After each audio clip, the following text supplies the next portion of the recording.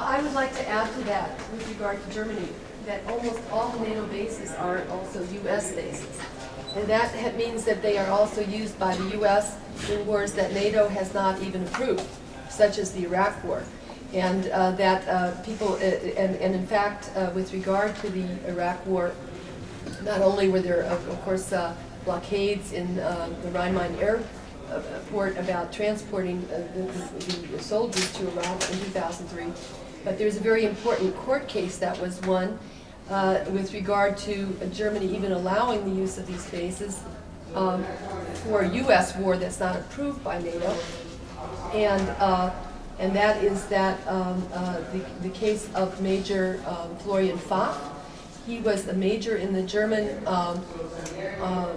the Bundeswehr, and his job was software, and he was supposed to give software in 2003 to his commanders in the Bundeswehr, and he refused on the grounds that they would be used for logistics in the Iraq War. And he was demoted for refusing an order. A little less stringent behavior, you know, it was a minor thing in comparison to what happens to U.S. soldiers. But he appealed, and he went to the highest court in Germany.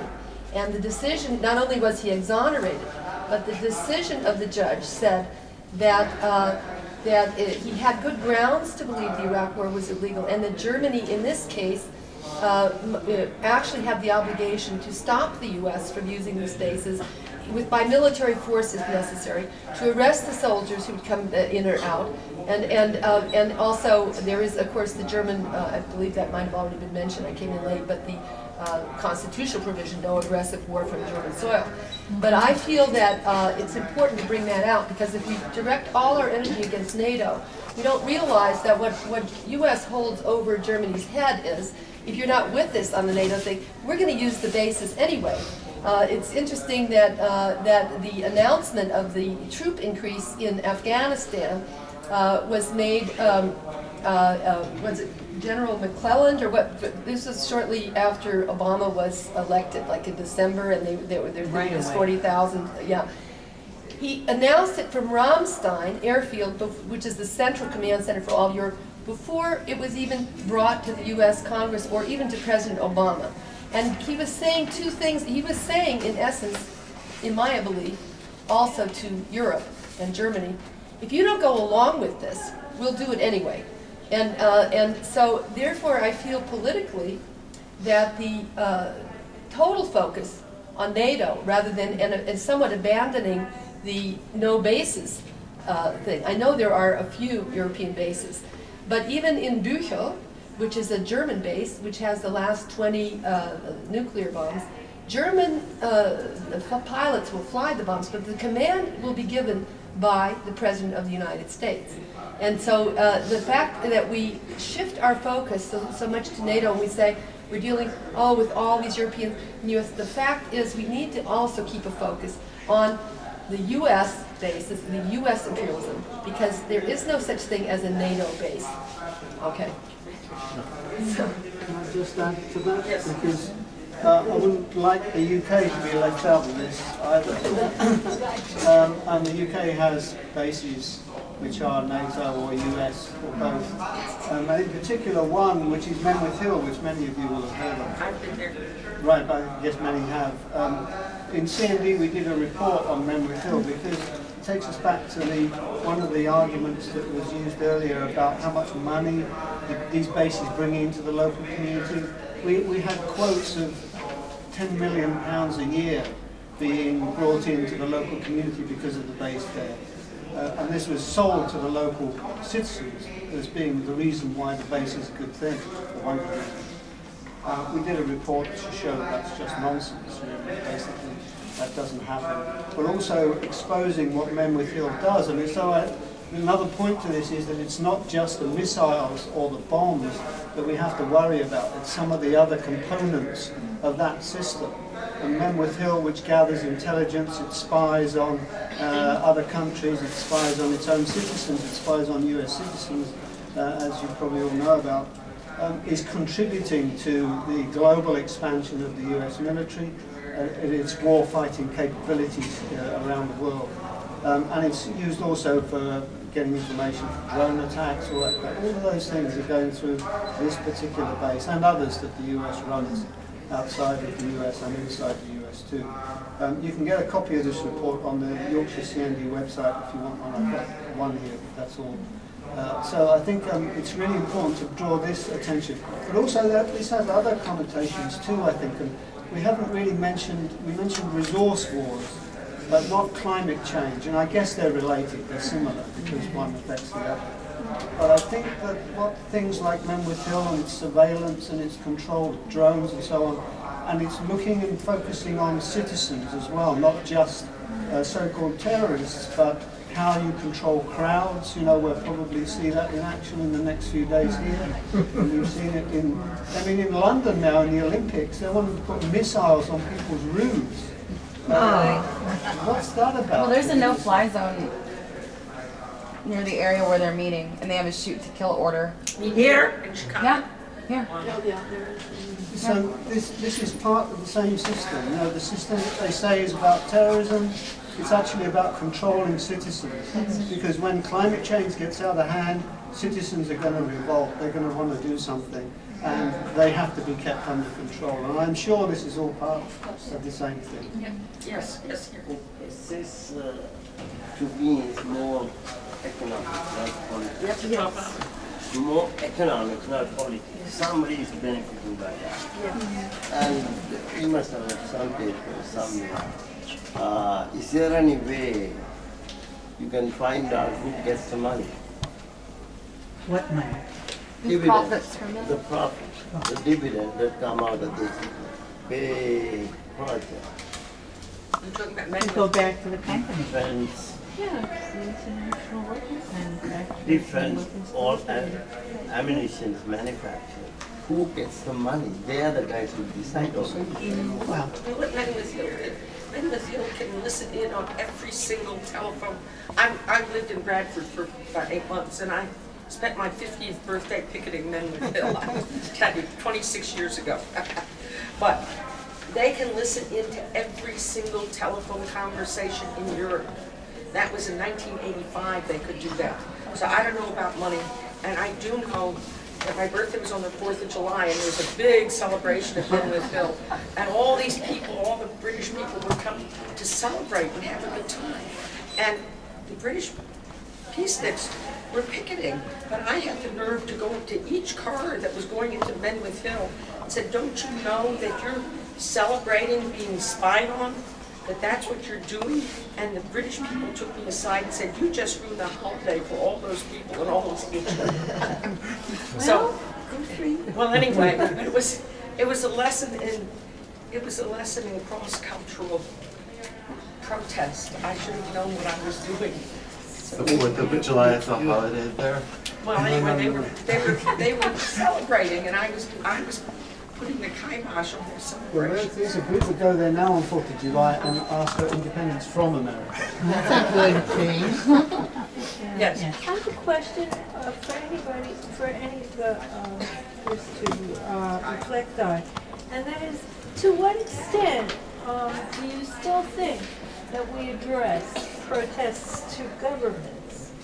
I mean, to me it seems like more and more they are just puppets for these international weapons manufacturers. They in the United States anyway, they get campaign contributions, and they know that they really do have to cooperate with these weapons manufacturers. So what good does it do to even address a protest to a government? I'd like to respond to that. I think it's a serious question. Some time ago I read a book by a retired CIA agent who was assigned in the Middle East for many, many years, and he told the story how he left the CIA and he went to work for the oil corporations as an asset, and that they were really setting policy in the Middle East from the, at the oil corporation level, and that he would go into a particular country and he would go and visit the U.S. Embassy, and he would say that the CIA at the U.S. Embassy often didn't even know what they were doing at this corporate level, where they had essentially created their own foreign policy, their own military, their own version of the CIA.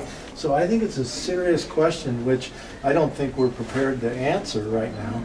But I do believe that we all should begin to be having that very discussion in our groups, because we know for a fact that they are, as they're privatizing everything else, they're privatizing foreign policy, military policy, they're privatizing the military with more and more mercenary forces and everything else. So I think it becomes a legitimate question, but at the same time they're still extracting our taxes to pay for all of it, so we have even less representation in a sense today. Well, I think I'd like to add to that, because I think it is a sign of the corruption that we have going on. And who does what? You know, they choose to be government.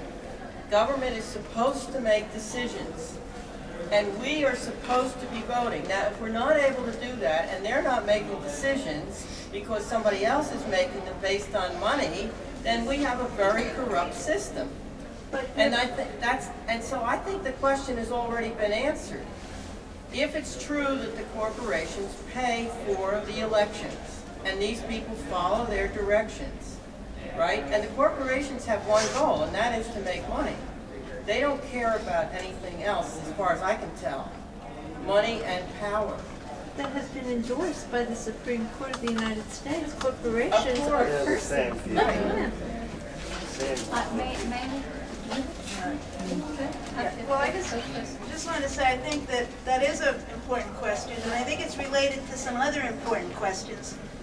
Somebody mentioned earlier, the question of who benefits is not straightforward necessarily. We haven't really done the research to answer that question, you know, and that could very well inform our targets. And I think that there's a very complex interrelationship between governments and corporations at this point. But I think that we need to do a lot of research to understand what's driving all of this, so that we can be more strategic in our interventions. I also think it's a really an important question, and I think this wonderful this wonderful Indian woman of Indian origin this morning, Sarita Gupta, debated some of it, I think, when she said we need to point out who really is the 10% of the 1%, and we really need to be able to needle down exactly what individuals are responsible for, and probably this is exactly what we should do more research into in order to understand who are those people who are behind the decision makers. But I still do think, it seems to me, we still, as long as we have some input into democratic elections, we should not completely give up on that. It is important. It seems important to me too, coming from a country that has a very tragic history in putting away with democracy altogether.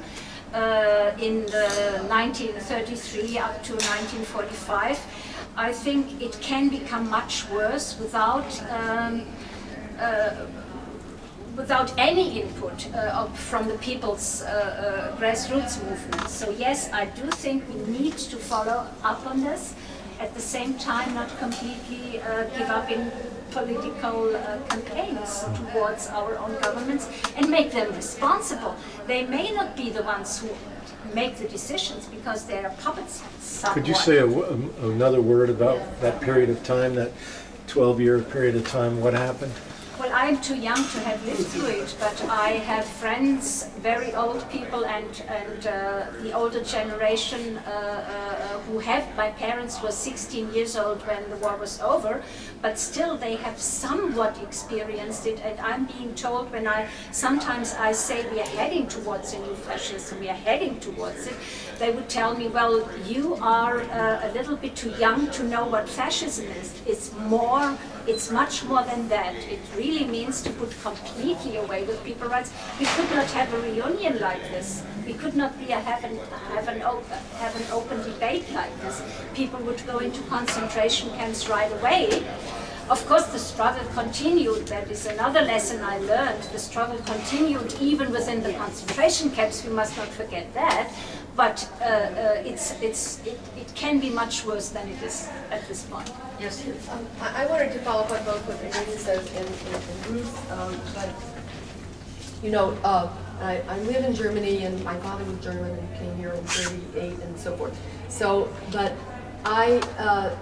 yes, the problem is we often, if we are moving towards a government that is not democratic, and therefore we don't know what to call it. So we always compare it, well, was it like fascist Germany, which was quite a bit harsher, although now we're putting some laws in place which would enable it to be harsher, but it is definitely not as harsh. I mean, I go through the streets of Berlin and there's memorials not only to Jews that were killed in every house, but many communists and whatever who fought and so, okay. But the fact is that one of the key problems that we have now as a movement is that our governments, whether in the United States or in Europe, are actually not responsive to massive, we could talk about the protest of 2003, and that was the largest protest as far as I know worldwide, and there was no response.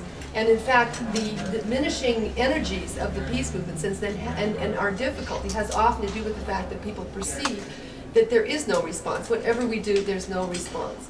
And yet we and also with NATO, President Obama can call wars, as in Libya, without Congress. At the same time, even the Congress people that we have are elected by massive money, as well as, of course, the president. And so we still continue, though, in many ways, as a movement, to work under the assumption that we somehow live in a democracy. If we could somehow get the word in the media, if we could somehow call our congressman enough times, if we can somehow, that we will make a change. And of course, I'm myself, you know, running around with my coat, I will do this, but I think we have to seriously rethink. I mean, even if we knew who the people, individuals were that were benefiting, what are we going to do? Shoot them? I mean, someone else will replace them. You know, it's not that. I'm wondering if we don't need to be thinking more, almost, if we're saying it's corporate run, you know, in fact, of almost like labor union organizing tactics.